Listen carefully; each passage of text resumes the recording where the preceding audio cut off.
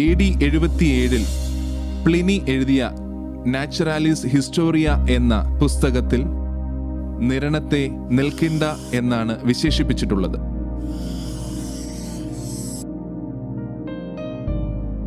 AD 60 രചിച്ചിട്ടുള്ള Periplus of the Erythraean sea എന്ന മറ്റൊരു ഗ്രന്ഥത്തിൽ നിൽക്കിൻഡ 1-ാം നൂറ്റാണ്ട് മുതൽ നിലവിലുള്ള ഒരു പ്രധാന തുറമുഖവും വ്യാപാര കേന്ദ്രവുമായിരുന്നതായി രേഖപ്പെടുത്തിയിരിക്കുന്നു.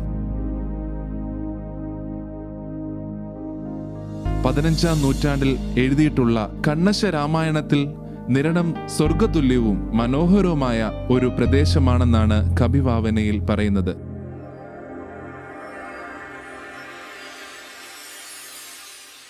പമ്പ നദിയുടെ കൈവഴിയായ കോട്ടച്ചാൽ വഴി AD 52 മാർത്തോമാ ശ്ലീഹ നിരണത്ത് വന്നിറങ്ങി.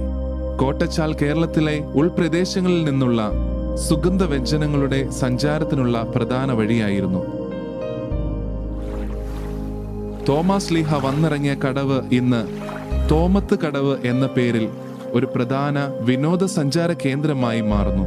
നിരണം തോമത്ത് കടവ് സ്മാരക ട്രസ്റ്റിന്റെ ഉടമസ്ഥതയിലുള്ള സെന്റ് തോമസ് ആർട്ട് ഗാലറിയും നിരണം പള്ളിയുടെ ഉടമസ്ഥതയിലുള്ള ഒരു ധ്യാന കേന്ദ്രവും ഇവിടെയുണ്ട്.